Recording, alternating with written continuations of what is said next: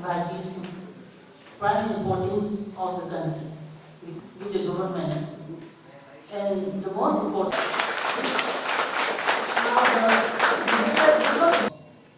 the adoption of the Constitution of India on November 26, as our Commissioner had mentioned earlier, in 1949, and which was ultimately came into effect on January 26, 1950. Now, this day is a reminder of the vision and dedication of our founding fathers who crafted a document that has stood the test of time and continues to guide our nation. Law Department appreciate Tori.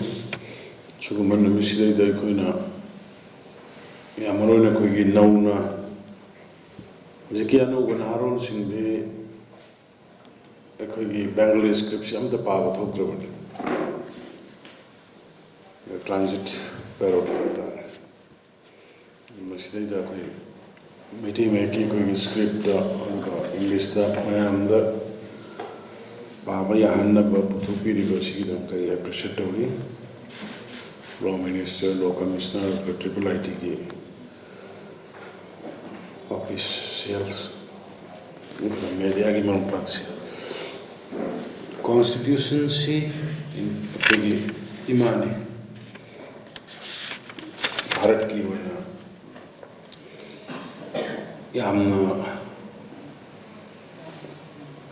everything Constitution ki makhada ninga si koina salary ba saliba hingi ba dawri ba mayam punamax ado hariba Samvidhan Divas koi Honorable Prime Minister Modi ji lakpadagi celebration tauba haubani aduna Indian Constitution adopt tokiba 26 November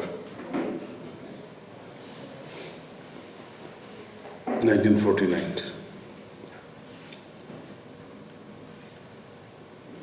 aduga effect Toraga Laki was in 1950 January 26th. Bharat Samvidhan ki Fajaba aduga masi matik magundi ayam marabin khanare ada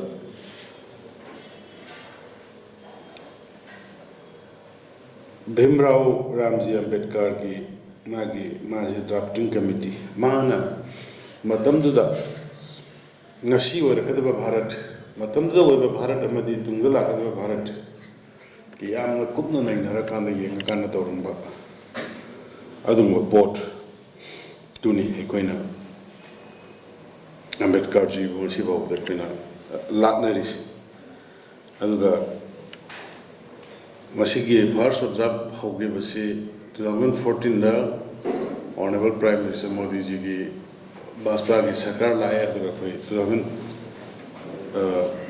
2015 ki 19th November da ki hogi bani mana tawramba mayam punamaktu aduga awareness promote piba and maruina mana koi ki Chief Minister mayam ga meeting da su haibasi sigi observation si it should take down to the grassroots level, one by one.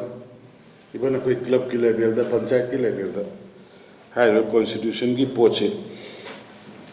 Pajana mayam kangal lo hai bani. Ado masigi constitution ki banung the yauri ba lai ni pon mayam the binding madu ki pon mayam pajana nga na salakanda. Ekoi akanda Bharat. Ado ga Mati Magule Bharat, Apun Bharat, who I get them here. And the Masida Moina Yamaruina, government, city government in a palm to educate citizens about the values, about the principles, about the right glorified in the Constitution, and encourage active participation in uploading these ideals. Home Ministry na handak announced 3 new criminal laws. Nasi si yam na masi yam pe. ꯑꯩꯈꯣꯏꯒꯤ ꯚꯥꯔꯠꯀꯤꯗ ꯂꯩꯔꯤꯕ ꯂꯦꯖꯤꯁꯂꯦꯆꯔ ꯑꯗꯨꯒ executive judiciary we can fully function when the three bodies can work jointly. Sigi body ahum se executive ne, legislature ne, judiciary ne, sigi body ahum se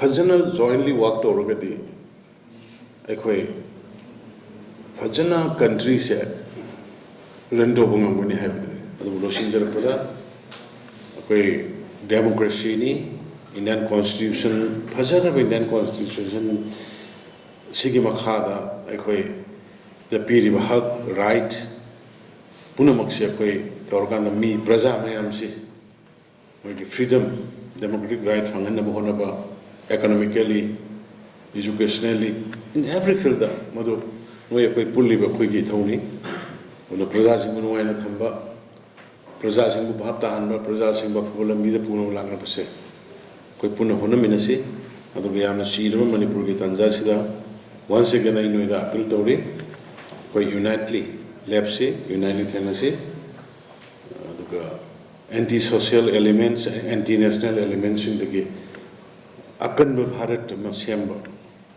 akan manipur ma semba isa koi puna hona minasi ajare losin